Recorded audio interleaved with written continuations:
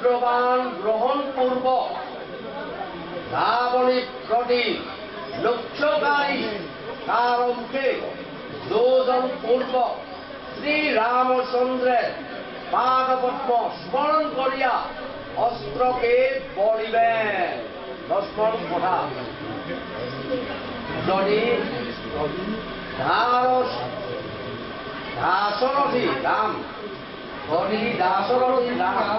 ধর্মাত্মা সত্য প্রতিজ্ঞ এবং এই জগতে অপ্রতিদ্বন্দ্বী হয়, তাহলে এই রণসুর রাবণীকে নিহত করো।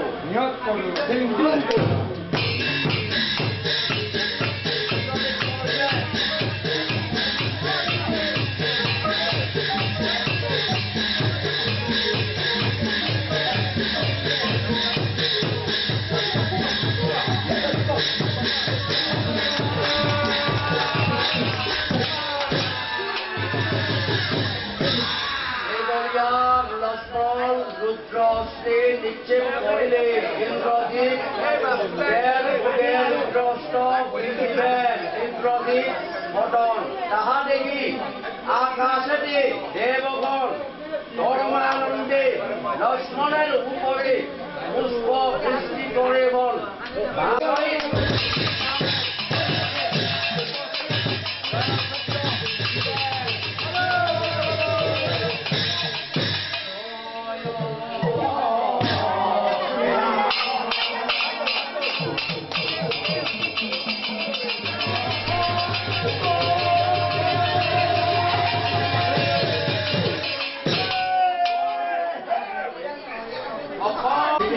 বলবেন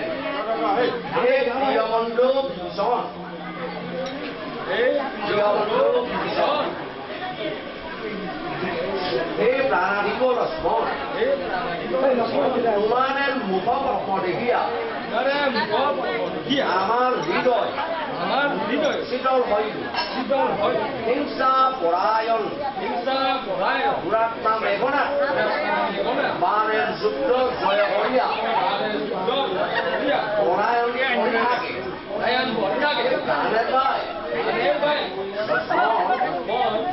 যুদ্ধে রণভূমণ্ডলে মেঘনাথকে এমন করে নিধন করিয়েছে। আমাকে বলো লক্ষ্মণ কথা, হে প্রভু রঘুনাথ দুরাত্মা ইন্দ্রজিত ঘোরতর নিশাসুর গণ হরিবদ্ধ হইয়া গঙ্গাপুরী ভার বদ্ধ করিয়া নিকুম্বিলা যুদ্ধ করিতেছি। সেই দুর্গবস্থানে সৈন্য সহ প্রবেশ করিয়া প্রথমে হোম বিঘ্ন করি দণ্ড মেঘনাথকে আপনার সখা বিভীষণ নিধন করিয়েছি। বিভীষণ অঙ্কনের বলিবেন, অঙ্কন হনুমানে বলিতে বলিবেন, হনুমানের নল বলিতে বলিবেন। বিভীষণ কথা, হে প্রভু রঘুনাথ আনন্দে নির্মগ্ন হইয়া ইন্দ্রজিৎকে নিধন করিবার সাহায্য আছে আপনার শ্রীরামের কথা। হে প্রাণাধিক লক্ষ্মণ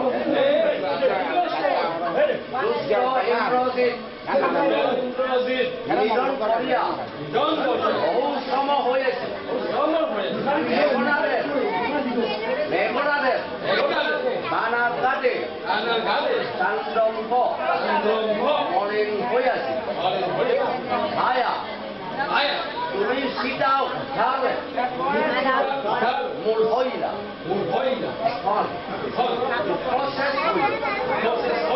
কেবল দশানন মাত্র আছে। সেই যদি মৃত্যু হয় আর আমার প্রিয়তমা জনগণন্দিনী সীতা উদ্ধার হইল সৈন্যগণ শ্রীরামচন্দ্রকে নমস্কার করিবেন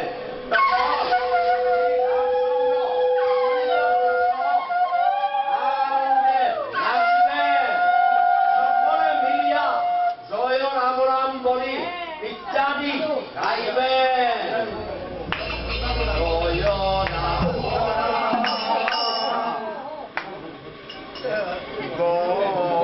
হরি